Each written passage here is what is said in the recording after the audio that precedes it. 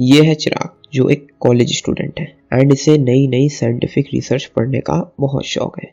And aim of Chirag is to join Nexus, जो कि एक रिसर्च ऑर्गेनाइजेशन है। एंड इस ऑर्गेनाइजेशन में पूरी दुनिया के best scientists, biologists, engineers, mathematicians, research scholars सभी एक साथ काम करते हैं। और रिसेंटली इस ऑर्गेनाइजेशन ने 2 प्रोजेक्ट्स को पूरी तरह से कंप्लीट कर लिया है। एंड उन्हीं प्रोजेक्ट्स के रिसर्च पेपर को पढ़ के चिराग का दिमाग हिल गया।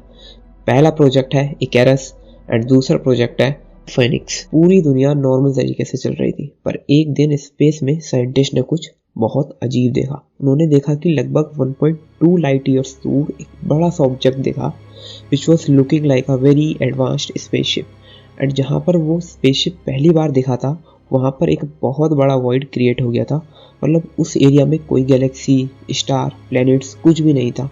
एंड देन नेक्सस के साइंटिस्ट को पता लगता है कि वो स्पेसक्राफ्ट अर्थ पर लगभग 3 साल में पहुंच जाएगा। एंड जब ये न्यूज़ पूरी दुनिया में फैलती है तो सब लोग परेशान हो जाते हैं। और लोगों का परेशान होना सही साबित होता है, क्योंकि लगभग 1 साल बाद ये न्यूज़ आती है जिसमें नेक्सस के साइंटिस्ट डिस्क्लोज करते हैं कि उन्हें एक मैसेज मिला है कि उस स्पेसक्राफ्ट में कोई दूसरी स्पीशीज अर्थ पर आ रही है, जो अर्थ को कॉन्कर करना चाहती हैं, ह्यूमन सिविलाइजेशंस को ख़त्म करना चाहती है। ये सब साइंटिस्टों को इसलिए पता चला था क्योंकि शायद कुछ डेटा एलियंस का स्पेस में लीक हो गया था। इसके अलावा और भी इंफॉर्मेशन मिली साइंटिस्ट को उनके बारे में, जिसमें एक इंफॉर्मेशन थी the chemistry and biology of their body. Nexus के रिसर्चर्स ने बताया कि इन स्पीशीज की बॉडी कुछ इस तरीके से बनी है कि अगर हम उन पर बॉम्बिंग्स वगैरह करेंगे तो वो स्प्लिट हो जाएंगे into more number of species rather than dying. But इसके साथ साथ एक और इन्फॉर्मेशन मिली थी जिससे ये पता चल रहा था कि ये स्पीशीज शायद रेडियो एक्टिव है, मतलब वो टाइम के साथ डिके होते जा रहे हैं। लेकिन इनका लाइफ स्पैन कितना है वो पता नहीं चला था। ये सारी इन्फॉर्मेशन को पब्लिक कर दिया गया ताकि लोग किसी सॉल्यूशन के बारे में सोच सके। अब हर तरफ लोग डरे हुए थे, लेकिन चिराग ने पूरी इंसानियत को बचाने के लिए एक प्लान बना लिया था। और वो अपने इस प्लान को लेकर के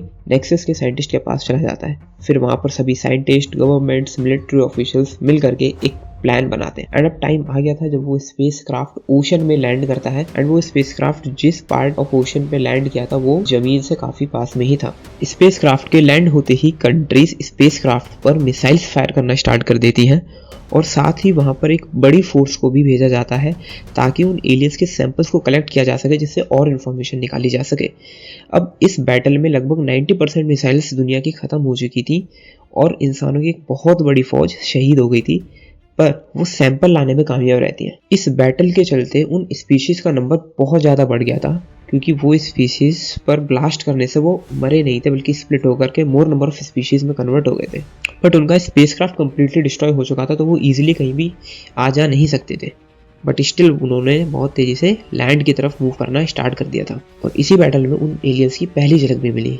ये लगभग 6 से 7 फीट लंबे थे और ये मेटेलिक जेल तारों से बने हुए थे और इनमें से वॉयलेट रेडियो एक्टिव एनर्जी चमकती थी। उसके बाद साइंटिस्ट जो है उस सैंपल को एनालाइज करते हैं, उसमें उन्हें पता चलता है कि इनका लाइफ स्पैन लगभग 150 साल है और इनकी सेल्स रेडियो एक्टिव हैं और डिके हो रही हैं, पर उस डिके से जो रेडिएशन निकल रही है उससे ह्यूमन सिविलाइजेशन पर कोई डैमेज नहीं पड़ता। याद करो नेक्सस के वो 2 प्रोजेक्ट्स इकेरस एंड फेनिक्स, जिनका अब यूज होना था पूरी ह्यूमन सिविलाइजेशन को बचाने के लिए। सबसे पहले इकेरस एक ऐसा प्रोजेक्ट था जिसके अंडर साइंटिस्ट ने एक ऐसा स्पेसक्राफ्ट बना लिया था जो कि 70% ऑफ स्पीड ऑफ लाइट को अचीव कर सकता था और उन्हें सोलर शॉट्स कहा गया था। इस स्पेसक्राफ्ट में सेंटर में लिविंग कैप्सूल होता था एंड उसके चारों तरफ फ्यू मीटर्स लॉन्ग एक शीट होती थी। अब फ्यूल की हेल्प से स्पेसक्राफ्ट को सबसे पहले एक डिसेंट हाइट पर ले जाया गया एंड फिर उसके बाद पूरे अर्थ पर बहुत सारी लेजर लाइट्स को स्प्रेड कर दिया गया एंड उन लेजर लाइट से जो लाइट निकली उसका मोमेंटम और एनर्जी को यूज करा गया इस स्पेसक्राफ्ट को चलाने के लिए। लेकिन स्पेस में क्यों जाना है? स्पीशीज से बचने के लिए। मतलब साइंटिस्ट को पता है कि एलियंस का लाइफ स्पैन 150 साल है। अगर इतने टाइम तक ह्यूमंस अर्थ पर रहेंगे ही नहीं तो एलियंस यहाँ पर ट्रैप हो जाएंगे और वो खत्म हो जाएंगे। पर ह्यूमंस 150 साल तक स्पेस में कैसे सर्वाइव करेंगे? 150 साल तक नहीं बल्कि कुछ ही दिन।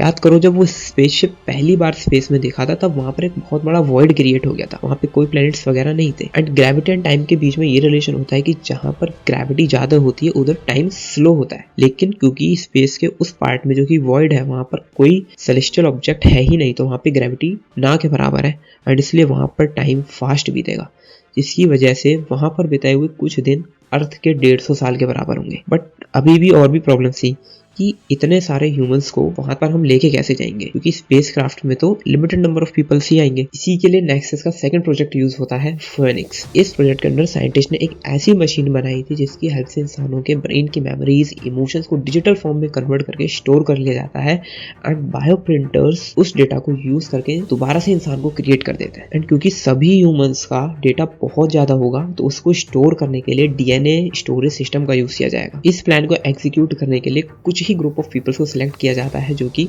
इन सब चीजों के बारे में बहुत अच्छे से जानते हो एंड उनको फाइनली स्पेसक्राफ्ट के थ्रू भेज दिया जाता है उस वॉइड में। बट अभी एक प्रॉब्लम है कि वो स्पेसक्राफ्ट वापस कैसे आएगा, क्योंकि उस वॉइड में तो कोई लेजर लाइट्स वगैरह है नहीं। तो उसके लिए अब स्पेसक्राफ्ट फ्यूल का यूज करेगा, जिससे कि वो एक स्टार के अराउंड जाएगा और उसकी ग्रेविटी का यूज करके पर्टिकुलर डायरेक्शन और स्पीड को अटेन करेगा, जिससे कि वो दोबारा से अर्थ पर आ सके। और इस पूरे प्रोसेस को कंप्लीट होने में लगभग 2.5 ईयर्स लगे। और उसके बाद जब साइंटिस्ट का ग्रुप वापस आया तो उन्हें कुछ ही ह्यूमंस जिंदा मिले जो कि किसी तरीके से सर्वाइव कर गए थे उन एलियंस के अटैक को। फाइनली दुनिया फिर से स्टार्ट होने वाली थी।